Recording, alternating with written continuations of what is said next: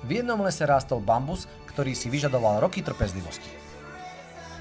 Po zasadení bambusové semienka vôbec nerástli, ani o centimeter.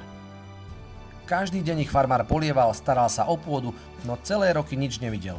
Ostatní sa mu len smiali a vraveli, je to zbytočné. Po 5 rokoch sa však stalo niečo neuveriteľné. Bambus začal rásť, a to tak rýchlo, že za 6 týždňov vyrástol do výšky viac ako 30 metrov. Celý ten čas bambus rástol pod povrchom, budoval korene, ktoré ho udržali pevne stáť. Tvoje úsilie možno dnes ešte nikto nevidí. Možno trénuješ, snažíš sa a zdá sa, že sa nič nemení. Ale tak ako tento bambus, buduješ pevné základy. Vytrvalosť, disciplínu a zručnosti, ktoré ťa udržia pevného v budúcnosti. Keď príde tvoj čas, vyrastieš rýchlejšie, než si kedykoľvek dokázal predstaviť. Trénuj, buduj korene a buď pripravený vyrásť, keď príde ten moment.